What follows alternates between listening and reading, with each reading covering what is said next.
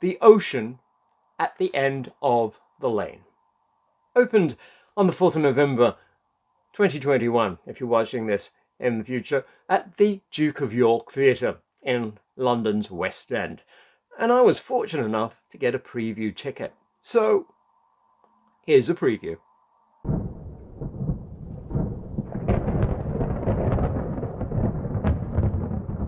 And welcome to the Bric-a-Brac shop. And this is the portal to the paranormal, the spiritual, and the unexplained. And I'm Tom from the shop. So welcome to another episode. And I was able to get a preview ticket to see The Ocean at the End of the Road. And that's a little program from it. Now, as you can see from the cover and the poster that is on the walls, that it looks very, what's the word, paranormal, esoteric, new agey. But that's the whole idea to conjure up, because it does look at those topics, as well as psychoanalytical, if that's the right word. But it goes onto many levels. Fantasy horror story, you could say, or you can take it to the next level, and it's a psychoanalytical story about a young boy dealing with issues growing up. And if you want to take it even further, you could be looking at the metaphysical, where we deal with other dimensions, parallel universes, and changing the past. Well, after all, I think it is a bit of a fantasy, and, well, you can make what you will out of it, but it is thoroughly enjoyable and worthwhile sitting through watching it. Now, if you do like this episode, do click the like button and subscribe if you haven't subscribed, and that way you won't miss out. And press the notification and the bell so you won't miss out when I do release videos. So, The Ocean at the End of the Lane. It deals with, well, the story starts off with a man attending a funeral. And then, since he's quite close by, he decides to visit his childhood home and visits the neighbouring farm where the Hemstocks used to live. And there's three of them: the grandmother, the mother, and the young girl, Letty, who's about his age, or so we think. Now, that's basically what he's gone back to revisit old memories and find out about Letty and how everyone in the family has been. And this is when we get transported on his journey into the past.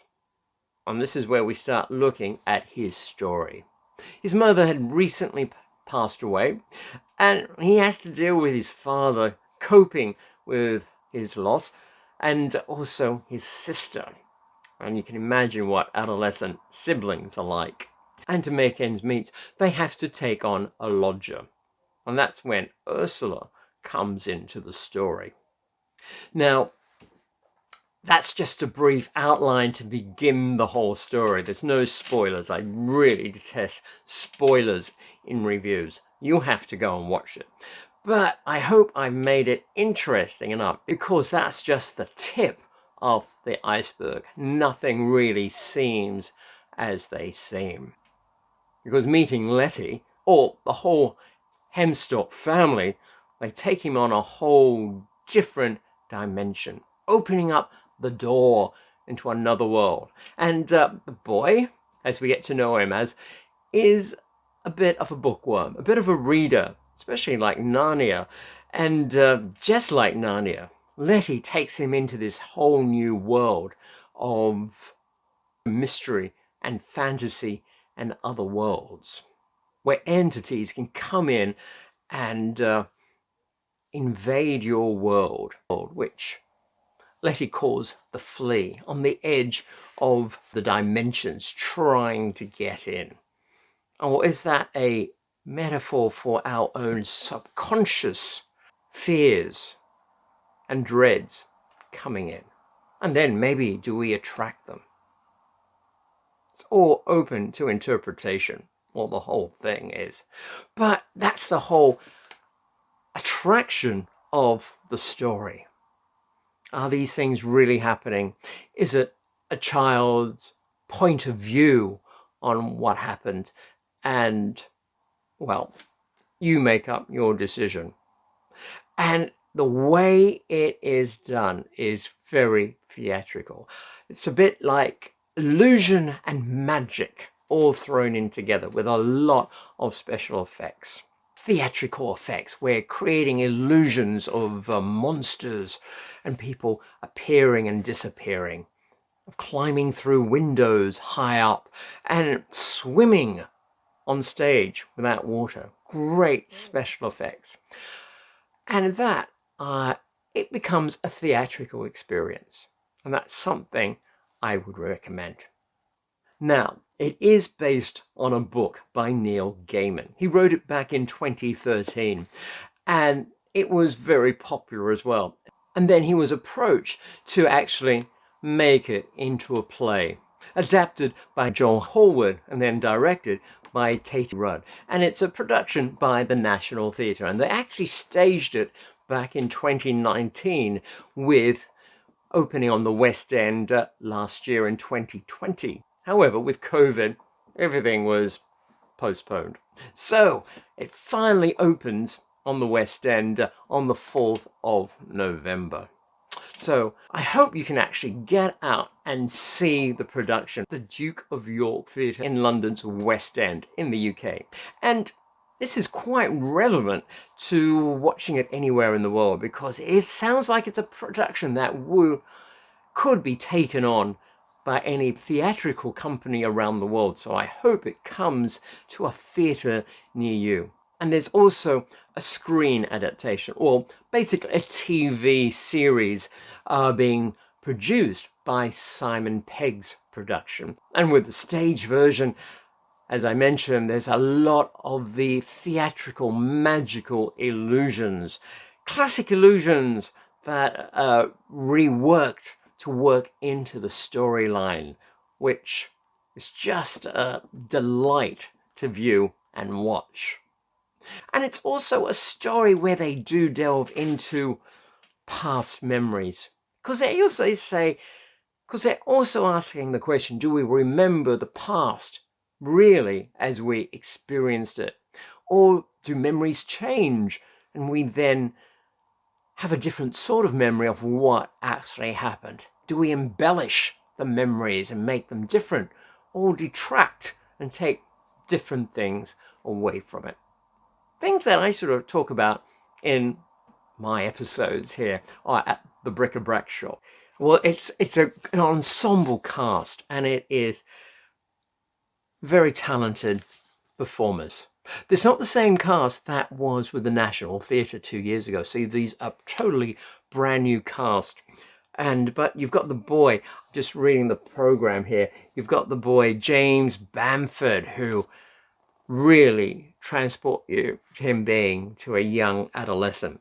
And Letty, the young girl, Nia Tao, they really pull you into their characterizations and performances. The father, Nicholas Tennant, and also the new lodger, Laura Rogers. Fantastic performances. They're all really good. The mother, Siobhan Harrison, I think I pronounced that right. And also the grandmother, Penny Layden. Fantastic cast, all of them. And it was a delight to see their characterization and their work. And there was a whole ensemble of other actors on stage playing different parts as well. But it is illusion, and that's the thing that gets me in. And it dabbles on the metaphysical. Overall, it could be just an ordinary story, but it's that veil of the two worlds of reality and fantasy. So it runs for 2 hours with a 20-minute interval. And just a little bit of theatrical etiquette. Now, and this is the same for the cinema as well as for the theatre, anywhere that it's dark. don't use your mobile phones. Please. It gives off a light. No matter how much you try to dim the light, it gives off a light, and it is distracting to the people beside you and behind you. Now, this has happened before in the theaters and the cinemas, and when I was watching this show, it didn't really happen in the first half. There is an interval.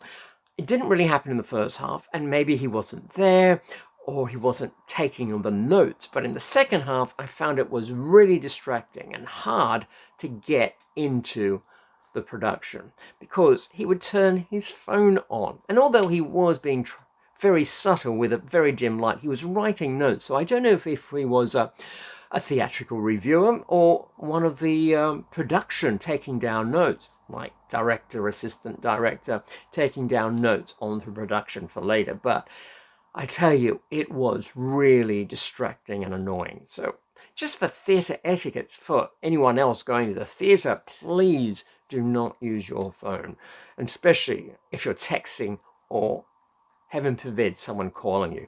Please turn it on silent or turn it off, please. So that's my views on theatre and the ocean at the end of the road. If you do get a chance, do pop in and see it. It'd be quite an experience. Now, if you've enjoyed this episode, please press the like button and tell your friends and share it with them as well. It helps the channel and the algorithms and help us to grow as well. And please subscribe if you haven't subscribed as yet, and press the bell and the notification button. That way you won't miss out on any of my other episodes. And I cover a wide range of topics dealing with the esoteric, like the paranormal and the spiritual and unexplained things as well, which I think they are all connected by quantum physics. So do subscribe and have a look at our new episodes, and have a look at some of our old episodes as well. And if you've found value out of this, if you've enjoyed this, why don't you buy me a drink?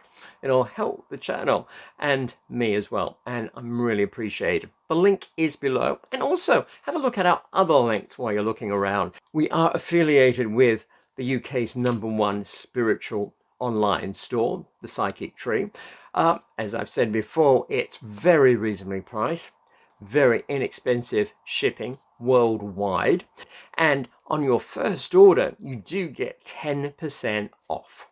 So do have a browse and have a look, because they sell things from incense to crystals to books. So until next time, I hope you join us again, and in the meantime, stay well and happy.